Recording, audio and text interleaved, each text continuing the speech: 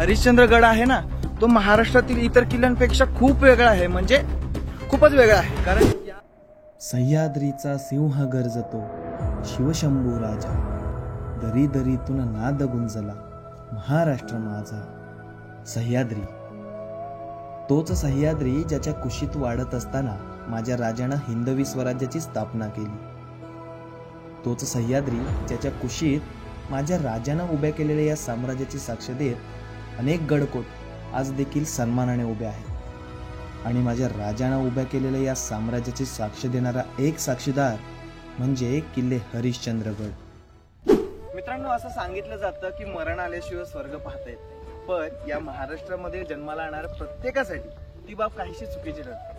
कारण हा महाराष्ट्र आणि या महाराष्ट्राच्या पवित्र मातीमध्ये उभा असणारा हा रणरांगडा सह्याद्री कोण्या स्वर्गापेक्षा कमी नाही. या सह्याद्री पर्वत रांगेमध्ये ऐतिहासिक वारसा जपत असताना स्वतःचं अस्तित्व, स्वतःचं महत्व आणि एक वैशिष्ट्य घेऊन अनेक गड किल्ले उभे असलेले आपल्याला बघायला मिळतात. आणि या सर्व गड किल्ल्यांमध्येच ट्रेकर्सची पंढरी म्हणून ओळखला जाणारा हरिश्चंद्रगड हा देखील येतो. पण आपण असं म्हणू शकतो की महाराष्ट्रातील इतर गड एका बाजूला आणि हरिश्चंद्रगड एका बाजूला. म्हणूनच प्रत्येक ट्रेकरचं एक स्वप्न असतं की आपल्या लाईफमध्ये एकदा तरी हरिश्चंद्रगडाला भेट द्यावी आणि त्यांच्या बकेट लिस्टमध्ये हरिश्चंद्रगडाचा समावेश 100% असतो. सो नेमकं असं हरिश्चंद्रगडाचं वैशिष्ट्य काय आहे की इतकं महत्व त्याला ट्रेकर्स लोक देतात आणि प्रत्येक ट्रेकरचं स्वप्न असतं? असं काय नेमकं वैशिष्ट्य आहे? तर या सर्व प्रश्नांची उत्तरं आपल्याला आज हरिश्चंद्रगडाला भेट दिल्याशिवाय कळणार नाही. सो त्यासाठीच आज आपण हरिश्चंद्रगडाला भेट देणार आहोत आणि त्याबद्दलची संपूर्ण माहिती जाणून घेणार आहोत.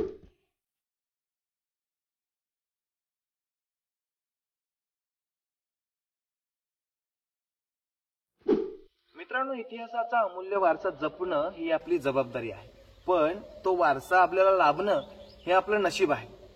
आणि अशाच प्रकारचा एक अमूल्य ठेवा आपल्याला बघायला मिळतो जेव्हा आपण खिरेश्वर गावामध्ये येतो. खिरेश्वर गावामध्ये आल्याच्या नंतर गावाच्या जस्ट बाहेर आपल्याला हे नागेश्वराचं अतिप्राचीन मंदिर बघायला मिळतं. खिरेश्वर गावाबाहेर असलेलं हे नागेश्वराचं मंदिर सुरुवातीला लक्षात येत नाही, पण त्याच्या जवळ पोहोचलो की मग त्याची भव्यता आणि नंतर कोरीव दिव्यता आपल्या ध्यानामध्ये येते. मंदिराच्या दारात श्री गणेश व नंदीचं दर्शन होतं. या नंदीचं दर्शन घेत अंतराळात आलो की नागेश्वराची कोरीव श्रीमंती आपल्या पुढे येते. गर्भगृहात शिवलिंगाची स्थापना केलेली आहे. शिवलिंगासमोरच गणेशाची मूर्ती ठेवलेली बघायला मिळते. प्रवेशद्वारावरच भगवान श्री विष्णूंचं शिल्प रेखाटलेलं आहे. मंदिराच्या आवारात काही शिवलिंगे तसेच विरगळी व कोरीव अवशेष पडलेले दिसतात. खिरेश्वर गावातील हे नागेश्वराचं मंदिर म्हणजे आपल्याला लाभलेला ऐतिहासिक वारसा. तर मित्रांनो, आपलं हे खिरेश्वर गावातील नागेश्वराचं मंदिर बघून झालं आणि आता आपण पुन्हा एकदा आपल्या मुख्य प्रवासाला म्हणजे हरिश्चंद्रगडाच्या प्रवासाला सुरुवात करणार आहोत. बाय द वे, आज आपल्यासोबत आपला नेहमीचा साथीदार प्रथमेश तर आहेच, पण आपल्याला नवीन मेंबर जॉईन झालाय, रोहन. आणि अशा प्रकारे आपला एक मेंबर आता वाढलाय आपल्या टीम मध्ये. सो आता आपण इथून पुन्हा एकदा हरिश्चंद्रगडच्या दिशेला जाणार आहोत. बाय द वे, हरिश्चंद्रगडाबाबतची एक महत्वाची बाब की हरिश्चंद्रगड हा प्रत्येक ट्रेकरचं स्वप्न असतं आणि आपलं देखील आज स्वप्न ते पूर्ण होणार आहे. त्यामुळे थोडीशी अशी क्युरिओसिटी वाढले आणि उत्सुकता लागून राहिले.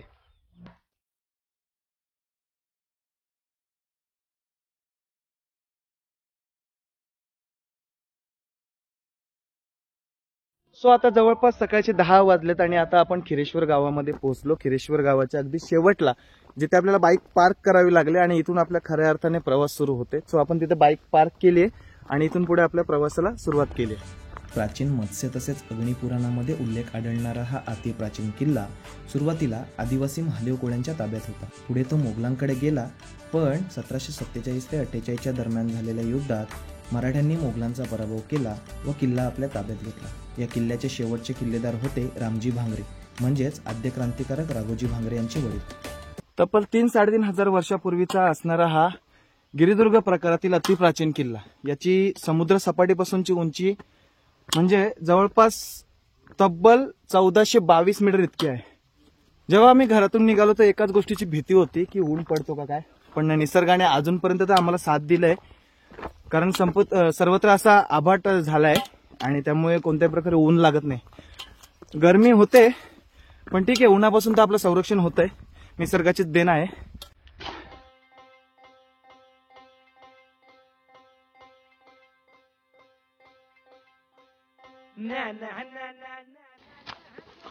खरं तर उन्हाळ्याचे दिवस आहेत आणि पाण्याची कमतरता भासू लागते.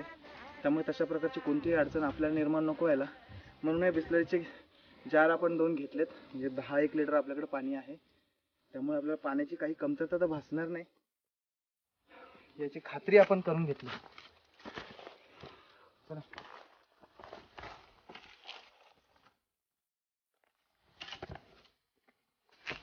प्रथमेश, तुझ्याकडे जिद्द आहे, चिकाटी आहे. जगातली कोणतीही अशक्य गोष्ट शक्य करायची असेल तर प्रयत्न करणं गरजेचं आहे. प्रयत्न केल्याशिवाय सगळ्या गोष्टी आपल्याला शक्य होतील आणि नक्कीच ते प्रयत्न घेऊन आपण आज या ठिकाणी हरिश्चंद्रगडावर चढणार आहोत.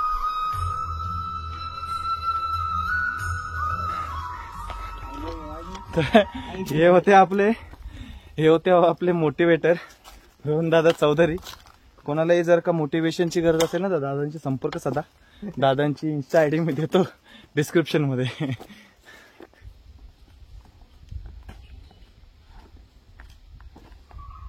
मित्रांनो, आपण आता टोलारखिंडीमध्ये येऊन पोहोचलो आणि टोलारखिंडीमध्ये आल्याच्या नंतर आपल्याला इथे चेकपोस्ट लागतं, जिथे आता मेंटेनन्सचं काम सध्या चालू आहे. पण इथे चेकपोस्टवर आल्याच्या नंतर तुम्हाला वर गडावर जाण्यासाठी टोल द्यावा लागतो आणि त्याच्यानंतर तुम्हाला गडावर प्रवेश मिळतो. या टोलारखिंडीमध्ये इथं समजा माहिती फलक आहे, त्या माहिती फलकावर संपूर्ण महसुलाबद्दलची माहिती दिली आणि त्याच्या जस्ट समोरच इथे तुम्ही ही शिवपिंड बघत असाल तर ही शिवपिंड अलीकडच्याच काळामध्ये याच खडकामध्ये कोरलेली आहे. आधी अगोदर नव्हती इथे, पण त्यानंतर या खडकामध्ये इथेच कोरले. आणि या शिवपिंडीपासून पुढे तुम्ही इकडे बघू शकता, इथे आदिवासी देवता, वनदेवता वाघोबा आहे. वाघोबाचं शिल्प दगडामध्ये रेखाटलेलं आहे आणि यानंतर जी ही वाट जाते ना त्या वाटेने आपल्याला गडावर जावं लागतं. सो आता आपण त्या वाटेनेच गडावर जाणार आहोत. चले रोण्या, चला. काय येऊ का दादा? धन्यवाद.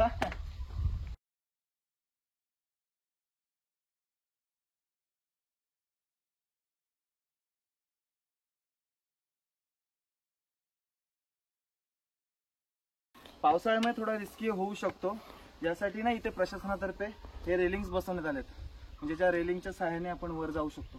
कारण इथं तुम्ही बघू शकता हा जो कातळ आहे ना पूर्ण निसरडा आहे आणि असा इन्क्लाइंड आहे, त्याच्यामुळे इथे पावसाळ्यामध्ये पाय वगैरे घसरू शकतो आणि हानी होऊ शकते. यासाठी प्रशासनातर्फे घेतलेली खबरदारी आहे की इथे रेलिंग्स बसवल्यात. पण इतकं ऊन आहे ना मित्रांनो, तरी देखील हवा अशी सुटले ना, मस्त प्रसन्न वातावरण, एकदम भारी भारी वाटतंय. काय ना, वातावरण खरंच आजचं चांगलं आहे. मावळ आम्ही वादळ आम्ही, अर मरणाचा बी काळ आम्ही, रणमंताची जात आमची, उभ्या कुणाला गावकर, तलवारीशी नाच हे मातीशी, भाकर सरणावर वगर छायाची, रयतेचा राजा आम्ही हा करत याच, विकत नाही जवळ तवर झुंज तरायाच, तुकड तुकड झालं तरी बी टनाटनानी झुकणार.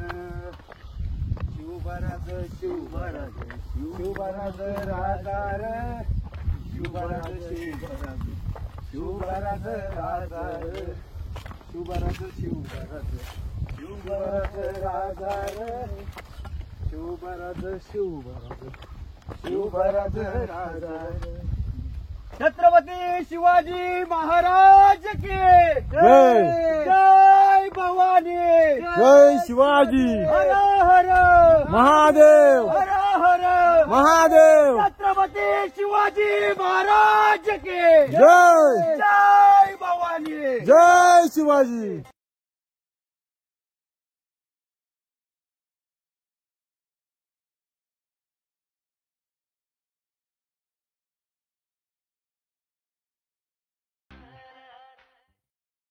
गडाच्या वाटेने जेव्हा आपण पुढे येतो तेव्हा आपल्याला ही गुहा बघायला मिळते. पण आतमध्ये आहे, आपण जाऊ आतमध्ये. पण अंदाज असा लावता येईल की ही कदाचित पहारेकरांसाठी गुहा बनवलेली असावी. आपण आतमध्ये जाऊन बघू. पण एक होतं खूप आतमध्ये आहे.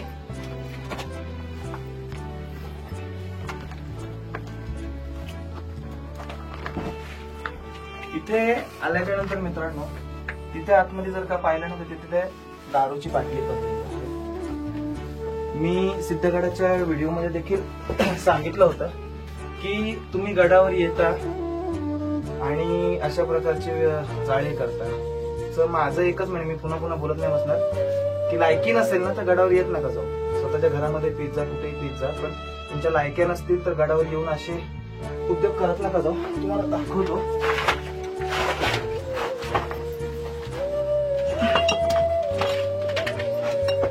ही दारूची बाटली. अशा प्रकारच्या दारूच्या बाटल्या आपल्याला गडावर बघायला मिळतात. तर लाज वाटायला पाहिजे. मी मागच्या वेळी पण औरंगजेबाच्या अवलादी म्हटलं होतं आणि खरंच हे औरंगजेबाच्याच अवलादी असतात जे अशा प्रकारचे कार्य कृत्य करतात. इथे लाज वाटायला पाहिजे. काय बोलायचं. चला ही बाटली आता घेतो आणि खाली आपण जेव्हा जाऊ तेव्हा आम्ही तिचे खाली टाकून देऊ. प्रथमेश सर आणि रोहन सर आराम करताना बघायला पण एक मानायला पाहिजे, एवढे दमछाक झाले पण आपल्या प्रथमेश सरांच्या चेहऱ्यावरच एक स्मित हास्य स्माईल आहे.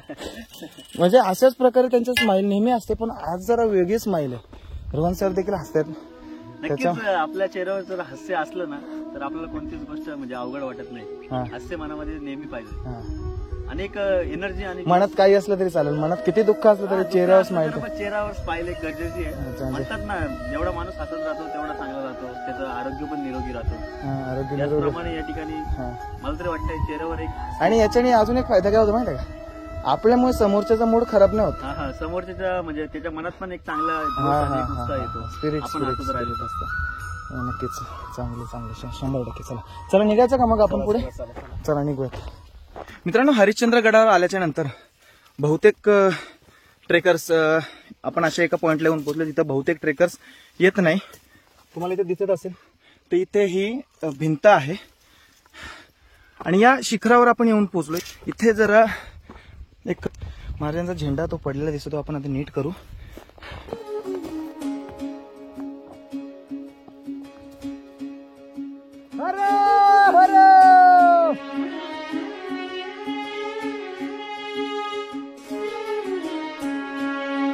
हा झेंडा इथे पडलेला होता, तो आपण सेट केला.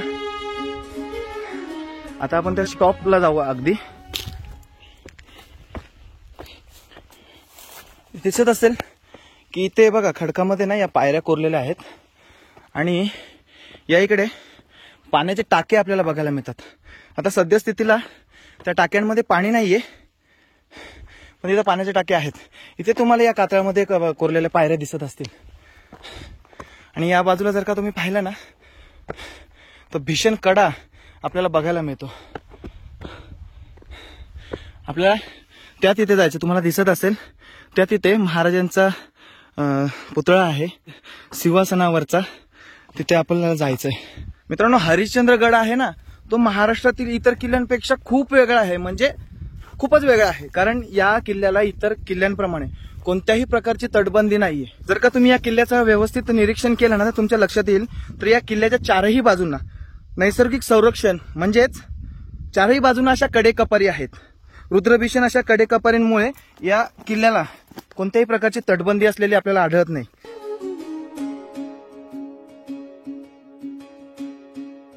मित्रांनो, हरिश्चंद्र गडावर आल्याच्या नंतर या शिखरावर आपण पोहोचलो आणि या शिखरावर आपण बघू शकता छत्रपती शिवरायांचा सिंहासनावरचा हा पुतळा आपल्याला बघायला मिळतो. खरं तर खूप भारी वाटलं कारण इथे शिवरायांचं दर्शन घडलं. यापेक्षा सुखद काय असेल. खूप भारी वाटतंय.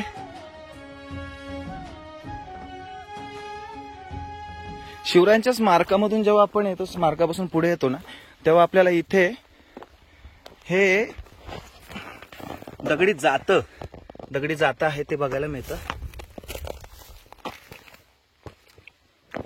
ते आता काहीसं तुटक्या रूपामध्ये आहे पण ते आपल्याला इथे बघायला मिळतं. आणि त्या जात्याच्या समोरच आपल्याला इथे हे पाण्याचं टाकं बघायला मिळतं. ज्या पाण्या टाक्यामध्ये आता पाणी तर आहे पण तो पिण्यायोग्य नाहीये. हा जो शिखर चढून आपण आलोय तो आहे या हरिश्चंद्रगडाचा बालेकिल्ला. बहुतांशी ट्रेकर्स काय करतात, हरिश्चंद्रगडावर आल्याच्या नंतर हरिश्चंद्रेश्वराचं मंदिर पाहतात, नंतर केदारेश्वराच्या त्या धडीमध्ये जातात, त्यानंतर कोकणकडा पाहतात, तारामती शिखर पाहतात. पण बऱ्याचदा हा बालेकिल्ला स्किप करतात, इथे भेट देत नाही. पण असं करू नका. जर हरिश्चंद्रगडावर कधी आले ना तर अवश्य या बालेकिल्ल्याला भेट द्या व ते छत्रपती शिवरायांची जी मूर्ती आहे तिचं दर्शन घ्या. मग बघा कसं एकदम प्रसन्न असल्यासारखं वाटतं, एकदम असं प्रसन्न असल्यासारखं वाटतं. आणि काळजी देखील घ्या.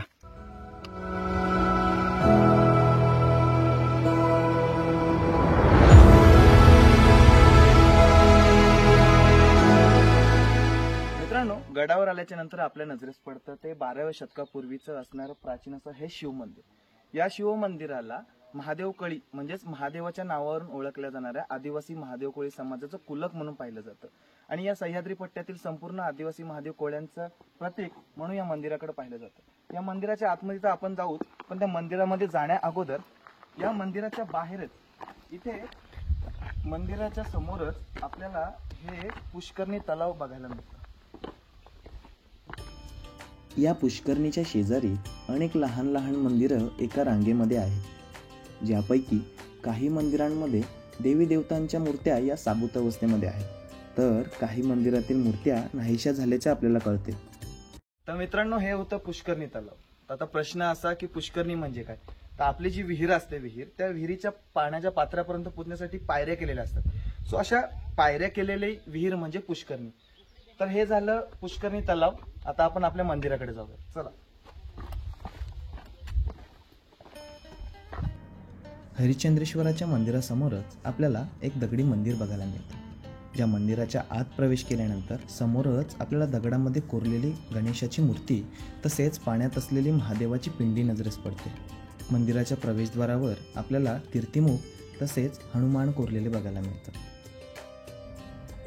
हरिश्चंद्रेश्वराच्या मंदिरामध्ये प्रवेश करताना येथील प्रवेशद्वारावर देखील आपल्याला कीर्तिमुख असलेले बघायला मिळतात. मंदिराच्या प्रांगणामध्ये आपल्याला सहदेवतांची मंदिरं तसेच अनेक खुल्या बघायला मिळतात. प्रांगणामध्ये असलेल्या दुसऱ्या मंदिरात प्रवेश केल्यानंतर तिथे देखील आपल्याला महादेवाचं शिल्प रेखाटलेलं बघायला मिळतं. शेजारच्या मंदिरामध्ये आपल्याला विठ्ठल रुक्मिणीची मूर्ती बघायला मिळते. मुख्य मंदिराच्या मागच्या बाजूला आपल्याला एक भला मोठा दगडी नंदी बघायला मिळतो.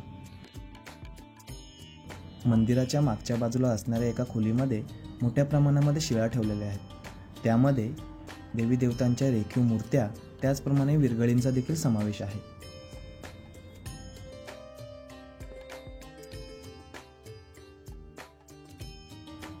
शेजारीच असणाऱ्या एका खोलीमध्ये एक मोठी शिळा ठेवलेली आहे, जिच्या खालीच एक खोली देखील आहे. आणि याच खोलीमध्ये चांगदेव ऋषींनी तब्बल 1400 वर्षे तपश्चर्या केली असं गावकऱ्यांच्या माध्यमातून सांगण्यात येतं. मंदिराच्या प्रांगणात अनेक खोल्या आहेत, ज्यापैकी काही खोल्यांमध्ये पाणी साचल्याचं आपल्याला बघायला मिळतं.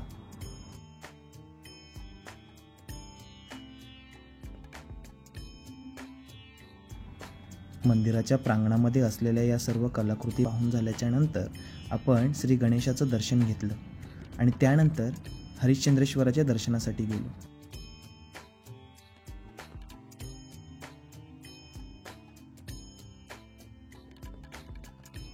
हरिश्चंद्रेश्वराच्या मंदिराच्या दारातच आपल्याला एक दगडी नंदी बघायला मिळतो. ज्या नंदीचं दर्शन घेऊन आपण मंदिरामध्ये प्रवेश करतो. मंदिरामध्ये प्रवेश केल्यानंतर अगदी समोरच आपल्याला महादेवाची पिंडी बघायला मिळते. ज्या पिंडीवर डोका टेकून आपण दर्शन घेतलं आणि आपल्या पुढच्या प्रवासाला सुरुवात केली.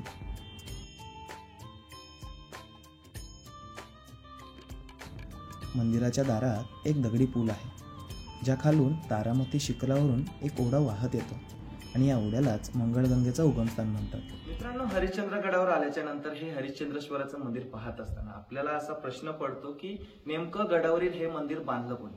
तर हरिश्चंद्रेश्वराचं हे मंदिर पाहत असताना थोडासा इतिहासाचा अभ्यास केला तर आपल्या लक्षात येईल की 10व्या शतकामध्ये या भागामध्ये शिलाहार वंशातील झंज राजाची सत्ता होती आणि शिवभक्त असणाऱ्या या राजाची एक महत्वाकांक्षा होती की ज्याप्रमाणे संपूर्ण भारतामध्ये 12 ज्योतिर्लिंग आहेत त्याचप्रमाणे आपल्या राज्यात देखील 12 ज्योतिर्लिंग असली पाहिजेत.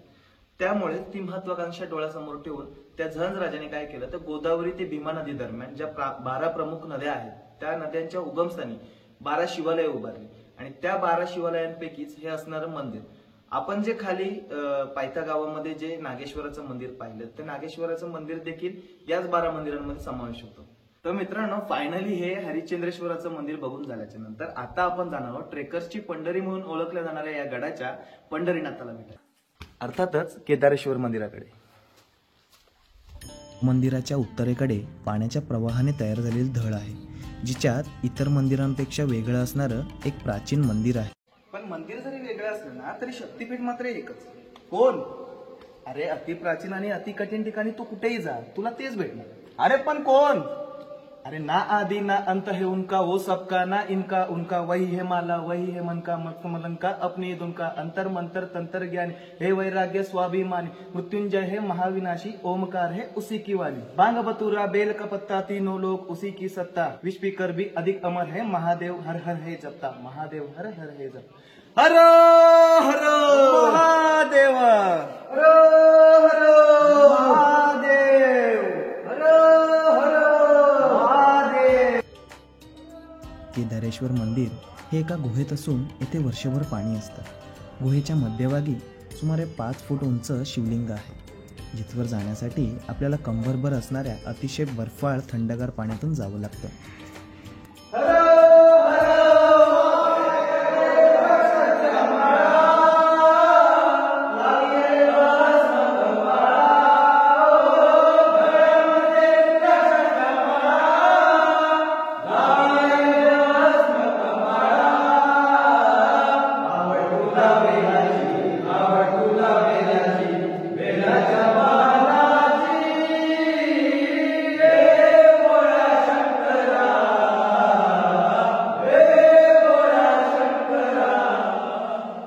इतका थंड आहे ना तर पायाची बोटं अक्षरशः आमच्या गोठलेत. पण या मंदिराचं तुम्हाला वैशिष्ट्य सांगतो. बेसिकली हा मंदिर 4 खांबांवर उभा होता. 1, 2, 3 आणि 4 अशा 4 खांबांवर. असं सांगितलं जातं की हे 4 युगांना संबोधित करणारे हे खांब आहेत. सत्य, द्वापर, तेत्रा आणि कलियुग. जे 3 खांब आतापर्यंत मोडले ते होते द्वापर, तेत्रा आणि सत्य या 3 युगांचे. आता हा जो खांब साबूत अवस्थेमध्ये आपल्याला बघायला मिळतो. असं सांगितलं जातं की हा खांब जेव्हा नष्ट होईल किंवा तुटेल तेव्हा या सृष्टीचा अंत होईल असं सांगितलं जातं. आता तुटू नको. मित्रांनो, आपण केदारेश्वर धळीमध्ये महादेवाचं दर्शन घेतलं, पण आपला गडावर येतानाचा जो काही 2-2.5 तासाचा जो थकवा होता, त्या केदारेश्वर धळीमध्ये बर्फाळ पाण्यामध्ये उतरलो ना, तेव्हा अगदी क्षणार्धामध्ये तो थकवा क्षणार्धामध्ये गायब झाला आणि अतिशय असं प्रसन्न आणि एकदम फ्रेश वाटते. सो एक नवीन ऊर्जा मिळाली की पुढचा प्रवास करण्यासाठी. खूप भारी वाटलं, भारी, एकदम भारी.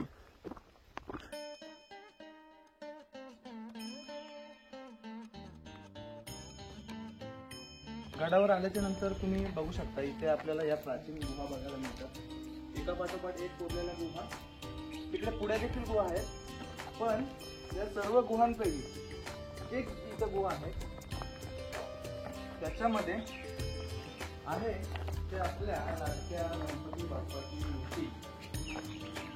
या सर्व गुहांमधून जेव्हा आपण या गुहेमध्ये येतो तेव्हा आपल्याला समोरच आपल्या लाडक्या बाप्पाची मूर्ती या दगडामध्ये, या कागदामध्ये कोरलेली बघायला मिळते. सो आधी आपण बाप्पाचं दर्शन घेऊ आणि मग जाऊयात आपल्या आजच्या व्हिडिओच्या सर्वात इंटरेस्टिंग पॉइंटकडे, तो म्हणजे कोकणकडे. गणपती बाप्पा मोरया. सो आता आपल्या बाप्पाचं दर्शन आपलं घेऊन झालंय आणि आता आपण कोकणकड्याच्या दिशेने जाऊया.